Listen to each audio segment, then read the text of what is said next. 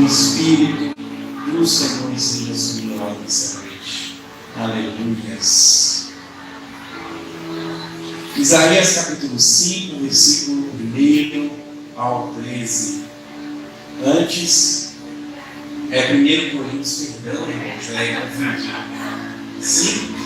5, versículo 1 até o 13.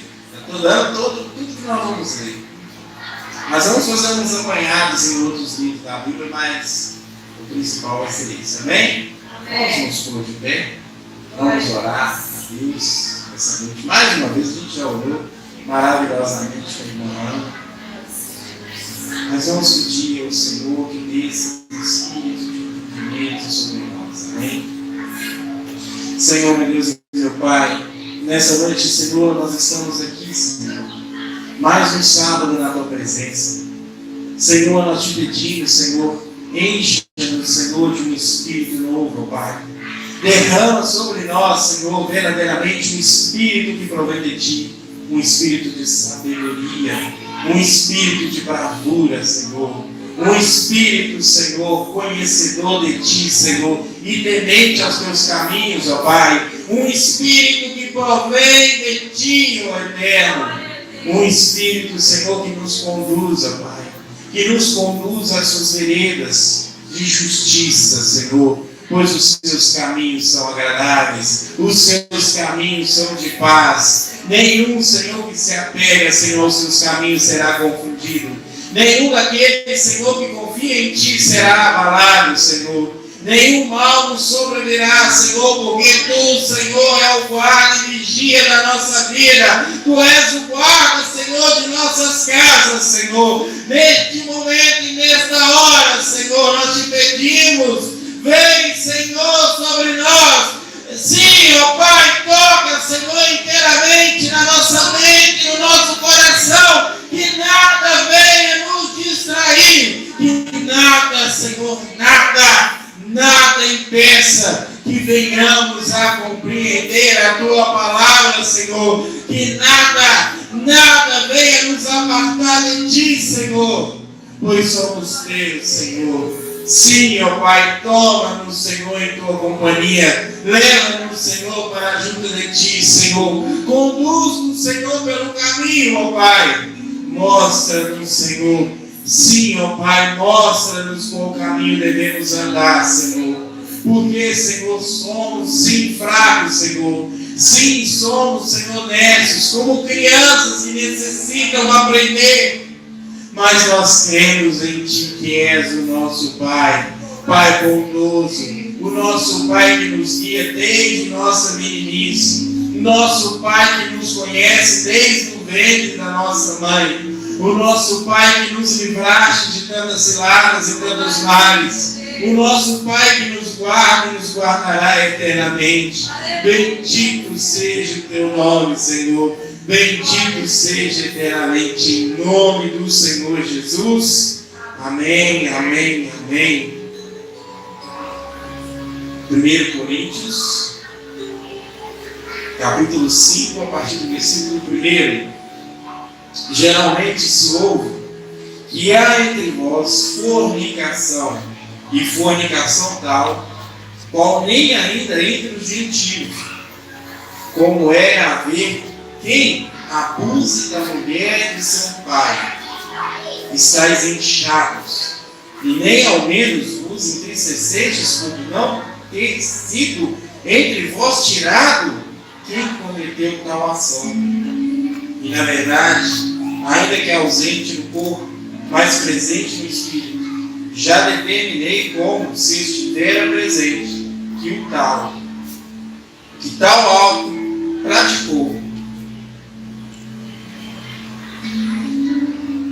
Em nome do nosso Senhor Jesus Cristo, junto a vós o meu Espírito, pelo poder do nosso Senhor Jesus Cristo, seja entregue a Satanás para a destruição da carne, para que o Espírito seja salvo no dia do Senhor Jesus.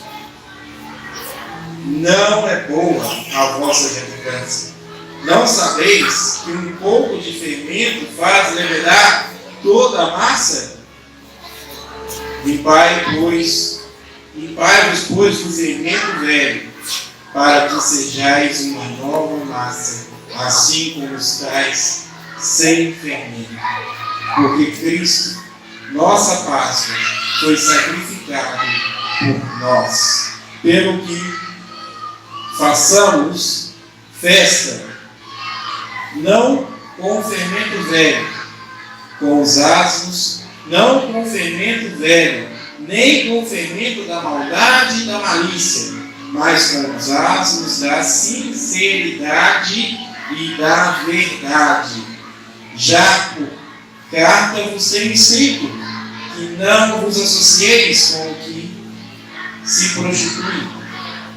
Isso não quer dizer absolutamente com os devassos deste mundo, ou com os avarentos, ou com os roubadores, ou com os idólatras, porque então vos seria necessário sair do mundo. Mas agora vos escrevi que não vos associei com aquele que, se dizendo irmão, for devasso, ou avarento, ou idólatra, ou maldizente, ou beberrão, ou roubador, com tal, nem ainda com mais, porque quem tem eu em julgar também os que estão fora, não julgais vós os que estão de dentro, mas Deus julga os que estão de fora. Tirai, pois, dentre vós a esse inimigo. Amém? Amém. Louvado seja Deus. Aqui nós temos nessa passagem, irmãos, uma repreensão de Paulo a um fato específico. Mas nós podemos tirar dessa passagem algo muito interessante para nós. Eu falei que ia citar e vou citar os capítulos da Bíblia. Um capítulo, na verdade, está lá em Gênesis. Quando Jacó voltava de Harã, voltava da casa de Labão, Jacó estava passando um momento difícil. Jacó estava passando um momento difícil. Ele estava numa encruzilhada. Ele estava ali determinado a voltar, mas o seu irmão, Esaú, tinha uma rixa com ele, né? tinha um problema, né, entre eles. Lembre-se que Jacó fugiu para Harã por causa do seu irmão, que queria matá-lo. Bem, ele voltando então, tentou resolver. Como que Jacó tentou resolver? Como Jacó tentou resolver, irmãos? Quem sabe a história? Quem lembra a história? Como ele tentou resolver? O que ele fez primeiro? Irmãos? Enviou presentes. Primeiro ele mandou um servo com presente avisado. Aí o servo volta e fala: seu irmão está vindo com mais 400 homens. Aí ele já desfalece. E aí ele tenta ali resolver, mandar outro presente, ou então ele tenta ali separar o grupo. Ele tenta dividir o grupo, pensando assim: não, eu vou resolver, porque se ele vem e me ataca, pelo menos o outro grupo se salva. Ele estava tentando resolver, ele estava num conflito interno. E aí o que Jacó faz durante esse conflito? Ele tentando ali, ele vai de um jeito, ele tenta de um jeito, ele tenta do outro. O que ele faz? Ele se isola. Ele fica só.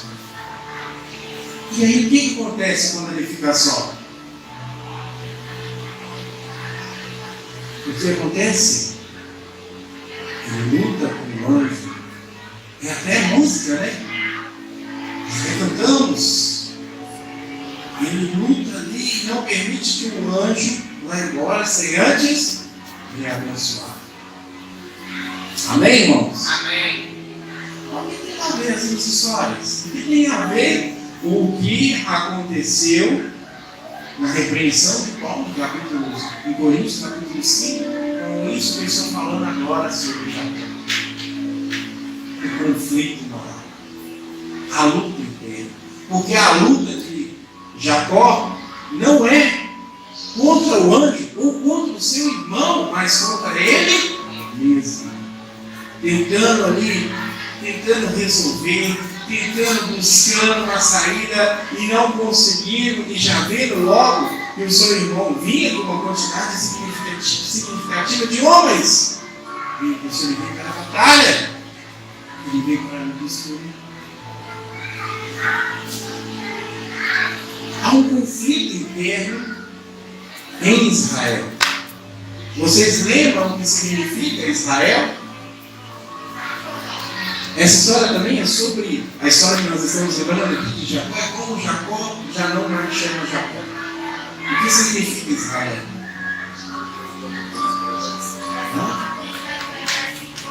O que significa Israel, irmãos? Aquele que luta com Deus e com os homens e prevalece. Mas a luta de Jacó é interna. É o que a igreja aqui de Coríntios está passando. Uma luta, uma situação interna. Como assim?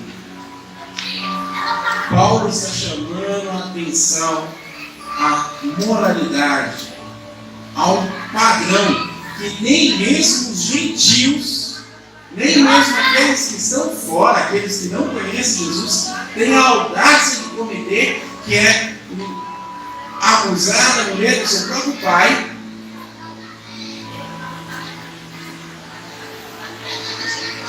Nem mesmo entre os gentios se comete tal coisa, que aquela igreja, sabendo que o tal tinha feito isso, endureceu.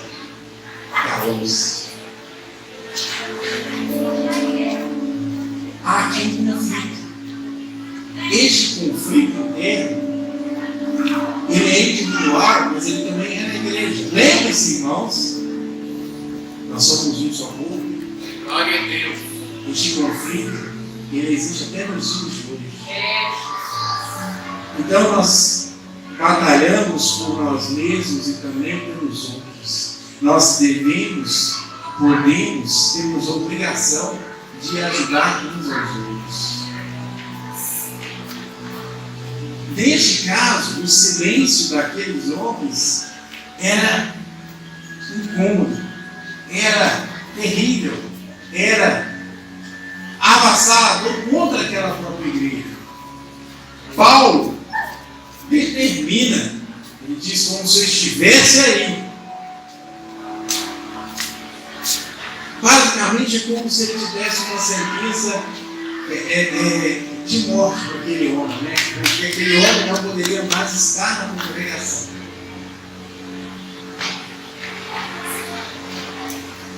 Mas o fato, irmãos, é que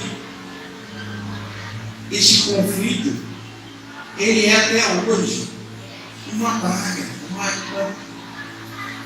até hoje, dentro de nossos lares, dentro de nossas casas.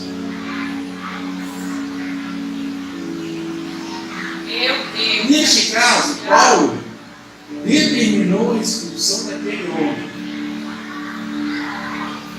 Mas muitas das vezes os conflitos que nós passamos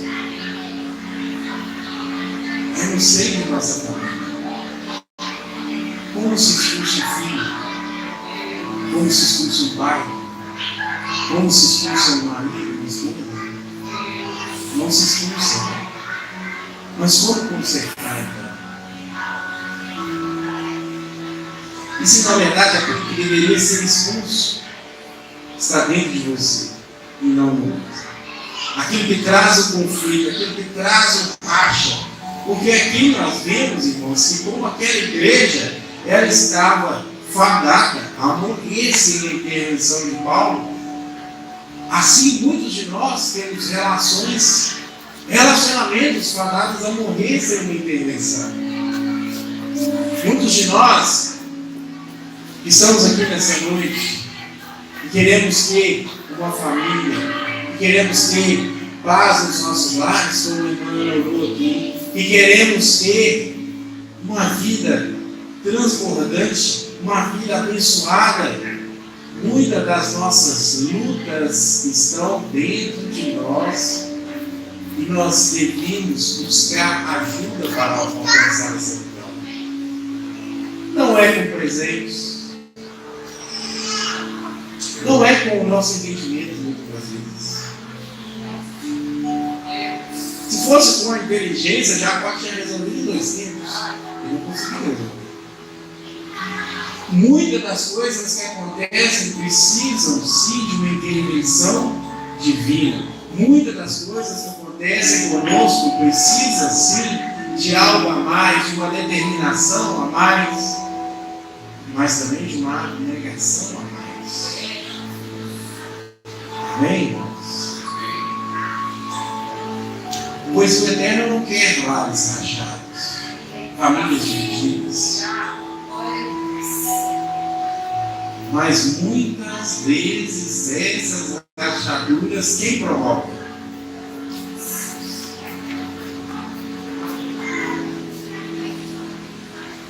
Quem provoca?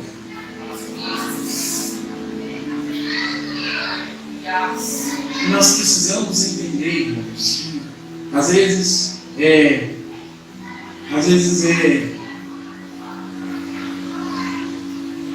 o silêncio também divide, o silêncio também destrói. Talvez aqueles homens ali de Coríntios pensavam: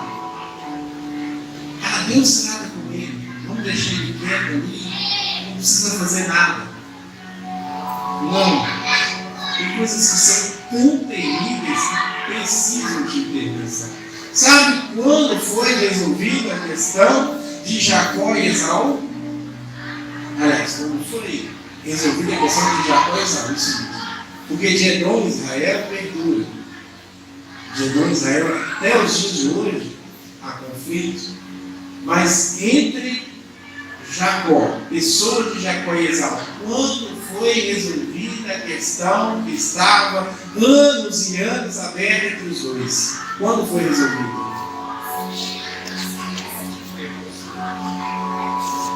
Quando foi resolvida essa questão entre os dois?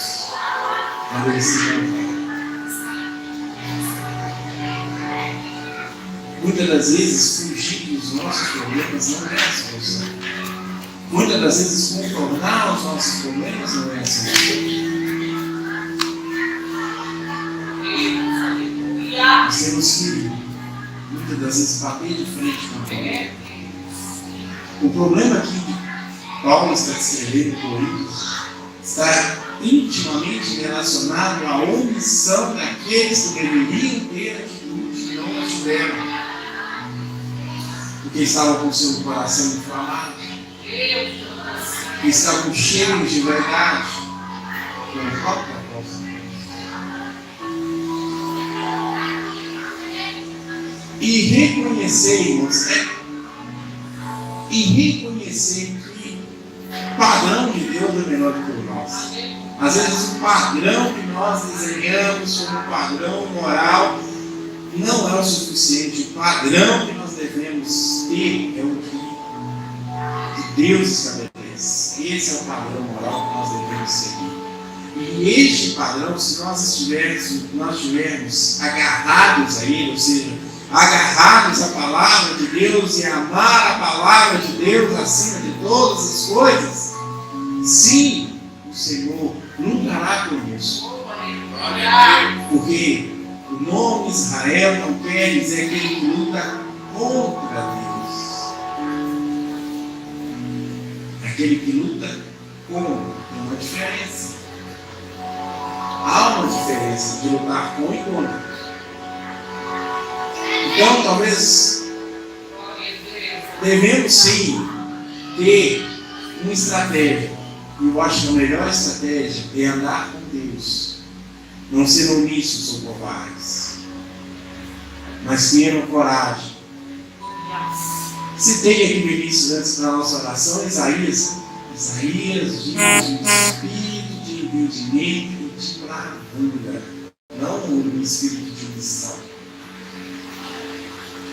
Devemos ter coragem para agir falar o que é certo, fazer o que é certo, se apegar a isso com todas as nossas forças e lutar sim para resolver os nossos problemas. Não tentar contorná-los ou ignorá-los, mas ir de frente. Amém? Amém. Porque Deus não quer que nós tenhamos uma vida pela metade. Deus não quer que nós tenhamos uma vida de aflição, de ansiedade, de depressão, de famílias divididas, rachadas, dores que não cicatrizam facilmente, sequelas que duram uma vida inteira, de mágoas que foram provocadas num instante. Deus não quer isso. Deus não quer isso. Veja que afligia Jacó acontecera muito bem, mas ainda afligia. Ele tinha ido, ele tinha trabalhado 7 anos com uma esposa, depois teve que trabalhar mais 7 com outra, depois teve que trabalhar mais 7. E quando ele voltou, ele ainda voltou com medo. Muitos de nós ficamos anos e anos e anos com medo dos nossos problemas, com medo de uma situação que não foi resolvida, com medo de uma sequela provocada lá atrás. Muitas das vezes a culpa é da nossa missão. Amém? E nós devemos limpar. Primeiro tempo, primeira casa do Eterno, né? Em nós. Nós devemos limpar primeiro essa casa. E nos ajudar, como congregação, não se omitir, não ser covardes, mas ser o Espírito de Deus, temendo a Deus acima de todas as coisas. Amém? Louvado seja Deus. Nós vamos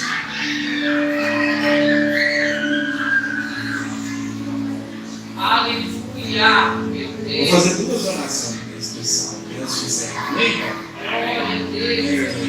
Vamos orar para a mente. Pode ficar, vamos orar para a mente. E eu gostaria, nessa noite, de orar pelas crianças do conjunto aqui. Eu ia lá atrás orar, mas aí eu gostaria de chamar as crianças aqui para os nós orarmos. Amém? Mas vamos orar pelo Deus primeiro. Estenda suas mãos para cá.